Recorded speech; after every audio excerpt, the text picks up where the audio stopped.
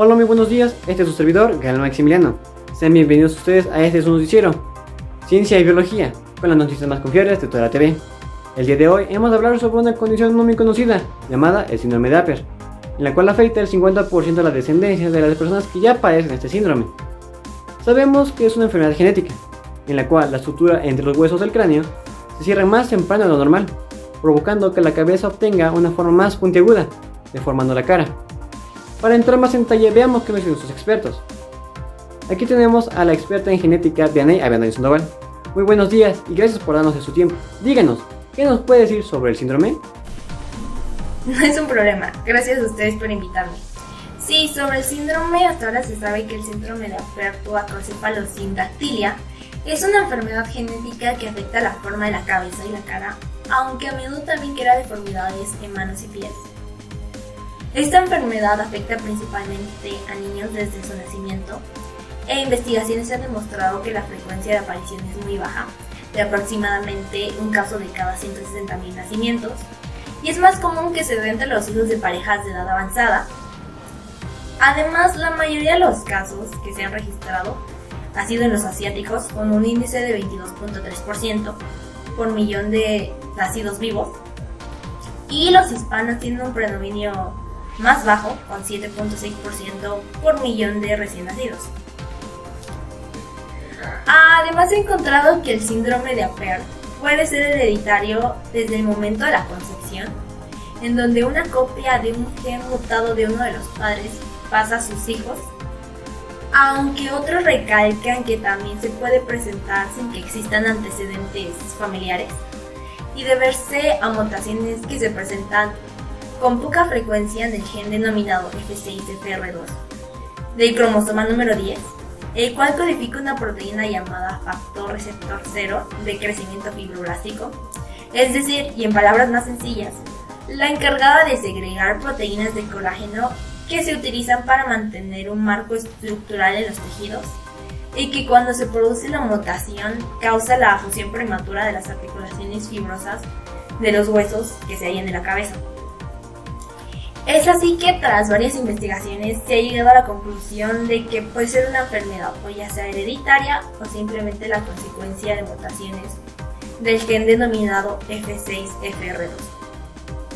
Muchas gracias. Verdaderamente agradezco su gran explicación. Ahora, para tener una idea más detallada sobre el síndrome, hemos de hablar con una doctora especialista en estos casos. Muy buenos días, ¿cómo se encuentra hoy, doctora Karime? Buenos días, bien, muchas gracias, es un gusto poder estar con ustedes el día de hoy. Igualmente, doctora. En un momento previo se nos explicó en qué consistía el síndrome de Apert. Me preguntaba si usted podía comentarnos y explicarnos un poco acerca de los síntomas que padecen las personas con esta condición. Claro que sí, con mucho gusto. Bueno, como pequeña introducción, las personas padecientes de este presentan un cierre prematuro en las suturas entre los huesos del cráneo, lo que conlleva a que se produzca pérdida de audición e infecciones frecuentes en los oídos. Doctora, ¿es cierto que los pacientes presentan un desarrollo intelectual lento? No en general, el desarrollo intelectual de los pacientes con Apert se encuentra relacionado con el medio donde se desenvuelven a diario. Incluso hay casos en donde su inteligencia llega a ser normal como la de todos los demás. Interesante. ¿Estos son los únicos síntomas? No, hay más, entre ellos deformidades esqueléticas como son la fusión de dedos, tanto en manos como en pies, que puede ser a nivel óseo, es decir, en los huesos o en el tejido subcutáneo. También presentan ojos abultados. Esto último, ¿a qué se debe? Se presenta porque la cavidad orbitaria, es decir, el orificio ocular, es pequeña, por lo que los ojos nos parecen saltones. ¿Qué más, doctora? Al mismo tiempo, desarrollan paladar hendido, dificultad para cerrar su arcada superior e inferior, hipertensión craneal, subdesarrollo grave en la parte media de la cara, lengua grande y son de baja estatura. ¿En qué consiste la hipertensión craneal? Quiere decir que aumenta la presión de todo el cráneo y comprime el cerebro. Esto es grave, pues esta presión puede llegar a dañar el cerebro o la médula espinal. Gracias por aclarar la duda. Ahora, doctora, supongo que existe algún tratamiento para este padecimiento, ¿no es así? Eso es cierto, el único tratamiento para esto es una cirugía correctiva. ¿Quién nos valora para esta operación? ¿Y qué se hace? Quien valora a los pacientes debe ser un médico especializado en cirugía craneofacial.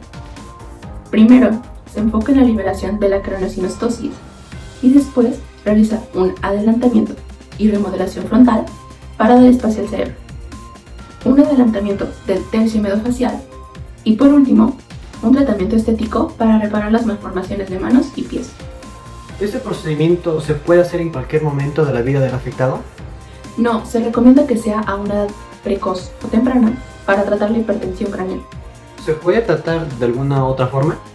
A la par de estas intervenciones, es necesaria la colaboración de médicos psicosociales que ayuden a la integración en la sociedad a los afectados por el síndrome de Apert. Incluso se requiere el uso de aparatos ortopédicos como plantillas para los pies. Creo que esta información puede ser de mucha ayuda para las personas con familiares con ese síndrome, además de que crea conciencia en la sociedad, para que no exista ninguna discriminación hacia estas personas. Muchas gracias por su tiempo hoy, doctora Karine, y por esta información sobre este tema. Gracias a ustedes. Ahora tendremos una pausa. No dejen de sintonizarnos. Volvemos enseguida.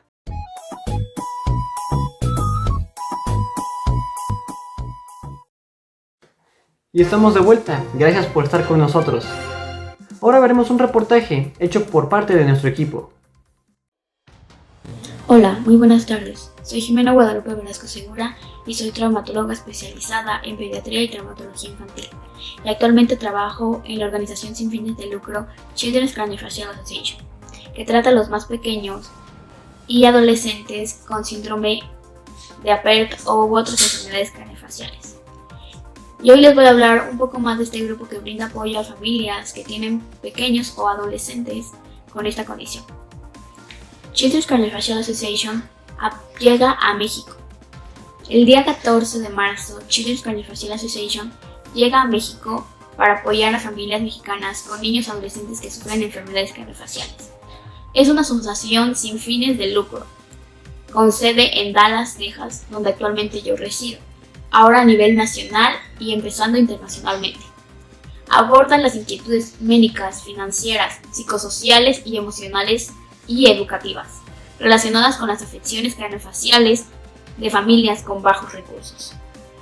Necesitas contactar a un profesional médico público de tu ciudad si tiene antecedentes familiares familiarizados con síndrome de Apert o si nota que el cráneo de su bebé no está desarrollado normalmente, para que desde ahorita esta asociación te brinde apoyo en cada paso para poder estar mejor preparado o preparada para tu familia.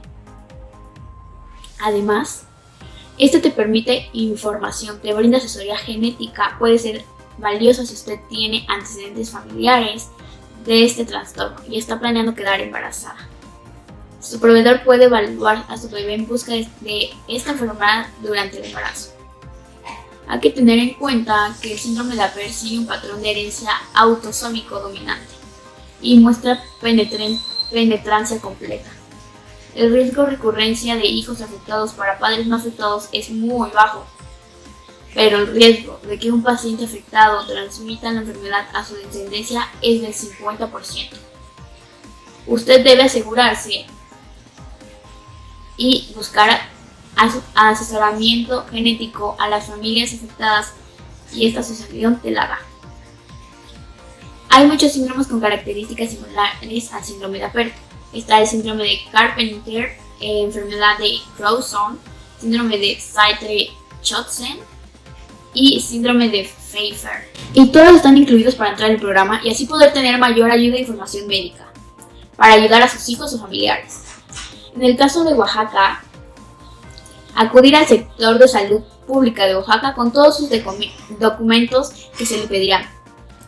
Para checar más información, entren al sitio web de la organización, ahí le darán el seguimiento apropiado. El sitio web es Children's Craniofacial Association, cakids.org y el número telefónico es 951-345-4366. Ahora bien, les explicaré un poco en la afectación e impacto que provoca este síndrome en las personas. Impacto en la vida de las personas con el síndrome de Apert. En la actualidad, constituye un reto el diagnóstico neonatal precoz del síndrome de Apert, ya que se enfoca en los hallazgos ultrasonográficos y la asociación de las características clínicas. Por lo general, los pacientes presentan importantes deterioros funcionales y estructurales relacionados con las deformidades craneales y de las extremidades como su cara, manos y pies. La craneocitosis impide el crecimiento normal del cráneo y produce una deformidad que se hace más evidente con el crecimiento. Puede producir acrobaquicefalia, una condición que resulta de fusión de la estructura coronal en una articulación densa del tejido conjuntivo fibroso que separa el hueso frontal del hueso parietal del cráneo, produciendo un acortamiento del diámetro anteposterior del cráneo, o turribarquicefalia. Este es el diámetro anteposterior del cráneo disminuido y aplanado de la frente, y del occipucio es la parte superior de la cabeza, con retraso en el cierre de las fontanelas y un posible impacto en el crecimiento cerebral y el desarrollo neurológico. Malformaciones de las extremidades. Las malformaciones en las extremidades consisten principalmente en tejido blanco y sindactilia. En este caso, la fusión congénita de huesos de dedos de las manos y pies, involucrando un número de variables de dedos, sea 2, 3 o hasta 4. Acortamiento ocasional rizomélico. Esto es el acortamiento de extremidades superiores o otras anormalidades. Y aquilosis es la disminución parcial o total de la capacidad del movimiento articular, producto de la unión de dos huesos dentro de la articulación o por rigidez en los tejidos articulares. En este caso de codos, con deterioro funcional y por lo tanto con una restricción de la movilidad. Por la fusión total o parcial pueden faltar dedos de las manos y pies, o estos pueden estar unidos, como ya he dicho. Los rasgos faciales. En el caso de los rasgos faciales incluye hipoplasia de moderada o grave del tercio medio facial, con hipoplasia maxilar, que es una malformación ósea en el maxilar superior, dando una apariencia del rostro del paciente como de mandíbula saliente. De las cuencas de los ojos, estrabismo es el trastorno del que los ojos no miran exactamente en la misma dirección y al mismo tiempo. Hipertelorismo es el aumento en la distancia que separa las paredes internas de la órbita derecha e izquierda. Fisuras papilares inclinadas hacia abajo y proptosis, así como puente nasal hundido y septo nasal desviado. El ángulo que se forma entre la frente y la raíz de la nariz está cerrado, por lo que hay dificultades respiratorias. Además, la cavidad orbitaria es pequeña, por lo que los ojos pueden parecer un poco saltones. Bueno, los rasgos dentales. Los hallazgos dentales incluyen erupción retrasada, impactación, amontonamiento, inflamación gingival gruesa, ausencia de dientes, junto con un elevado riesgo de caries. También es frecuente la alteración unilateral y bilateral de la mordida posterior. Rasgos de desarrollo intelectual. Bueno, también son comunes en el síndrome de Apert la discapacidad intelectual, de moderada a grave, y un retraso variable en el desarrollo, más del 50% de los casos. Bueno, es todo por hoy. Les quise dar una pequeña introducción sobre este tema. Muchísimas gracias. Vamos a otra pausa y volvemos.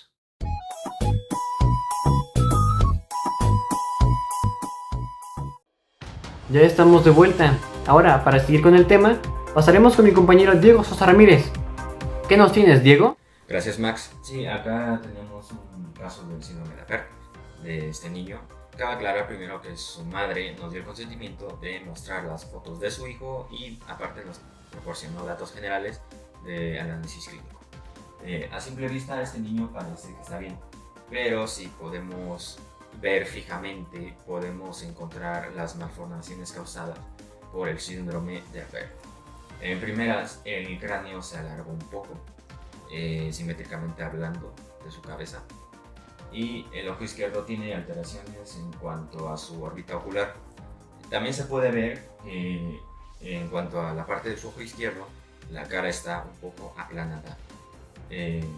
También se le encontró sindactilia en las manos del segundo al quinto dedo. ¿Esto qué quiere decir? Que se unen los dedos. En cuanto a los pies, también se encontró sindactilia, pero en este caso de todos los dedos. Afortunadamente, ninguna otra parte del cuerpo del niño fue alterado. Aún así, el recién nacido ingresó a la sala de neonatología para realizarle radiografías del cráneo, donde se hizo observaciones de una fusión de las suturas coronales y sagitales, es decir, que se unen los dos huesos parietales del cráneo. También se le hizo radiografías de las manos y los pies, los cuales obviamente se encontró sindactilia cutánea. Eso quiere decir que es la unión de los huesos de ambas manos y de los pies. Estas pruebas fueron las que terminaron por concluir el análisis clínico del síndrome de Apert. Con esto concluyo mi parte, Gael. Volvemos contigo. Muchas gracias, Diego. Parece ser que ya nos acabó el tiempo. Hoy aprendimos mucho. Esperemos que para la próxima aprendamos más.